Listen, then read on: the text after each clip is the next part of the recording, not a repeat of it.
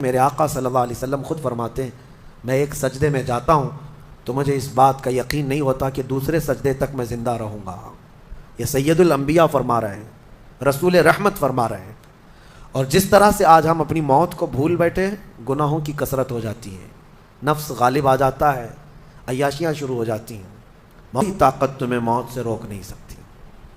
آپ کو پتہ ہے ایک بہت بڑا شخص ہے دنیا کا جو کئی حکومتیں بدل دیا کرتا تھا، جس کا نام غالباً لیکن ہے، سیمسنگ کمپنی کا، جس سے کوئی تعلق ہوگا آپ سرچ کریں تو پتہ چلے، کوریا کا رہنے والا، اور اس کی وجہ سے حکومتیں بدل دی جاتی تھیں۔ اس قدر مالدار آدمی، اس کی مرضی کے بغیر تو کوئی حکومت نہیں قائم ہوتی تھی۔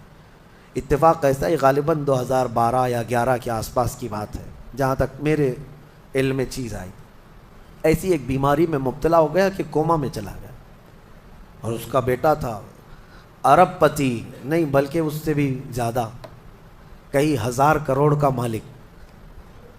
پوری دنیا بھر کے ڈاکٹرز کو بلایا گیا اس کو بستر سے اٹھانے کے لیے، لیکن کوئی ڈاکٹر نہیں اٹھا سکا۔ کروڑوں کی فیس لی ڈاکٹرز نے، ہر طرح کا علاج کیا، 4 سال تک وہ بستر پر لگا رہا، اس پر نہ جانے کتنی دولت خرچ ہوئی۔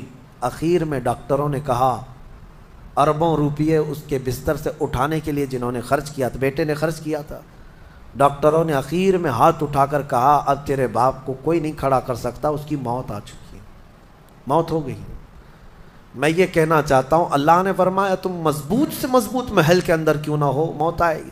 مجھے بتاؤ جس کے پاس دنیا کا اتنا مال پڑا ہوا ہو، وہ کیوں نہیں خرید سکا کوئی ایسی دوا جو اس کو بستر سے کھڑا کر سکے؟ یاد رکھیں میرے عزیزوں، دنیا کی ساری چیزیں اسی کی طرح دھری کی دھری رہ جائیں گی۔ جس وقت ہمارا بلاوا آ جائے، تم قریب میں لوگوں کو دیکھتے رہ جاؤ گے اور آنکھیں تمہاری کھلی رہ جائیں گی۔ اسی لیے موت کا خوف ایسا ہے کہ خود میرے آقا نے فرمایا سب سے بہترین نصیحت کرنے والا تمہاری زندگی میں اگر کوئی ہے تو موت ہے۔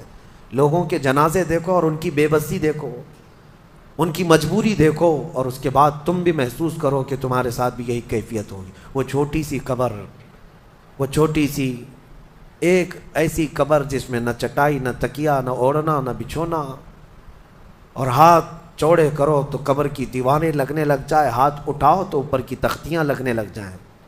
ممبئی والوں کو تو اور بھی چھوٹی قبر ملتی ہے، یہاں تو اتنی چھوٹی ہے کہ ٹیمپرری کھودی جاتی ہے کہ 6 مہینے بعد پھر نکال دینا ہے۔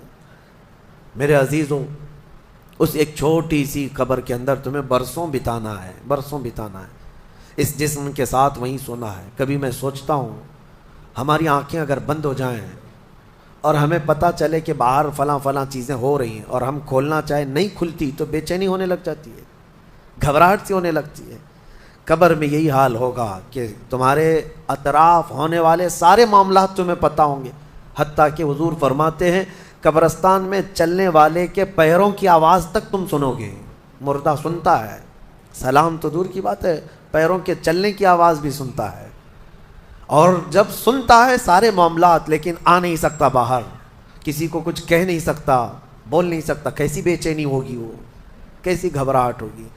بڑے بڑے اولیاء اکرام، حتیٰ کہ سیدنا عثمان ابن عفان رضی اللہ تعالیٰ عنہ، داماد رسول، امیر المومنین، خلیفہ رسول، جب رات کے وقت مصلی پر کھڑے ہوتے اور قبر کی کوئی آیت تلاوت کرتے تو اتنا روتے تھے کہ ان کا مصلی آنسوؤں سے بھیگ جاتا تھا۔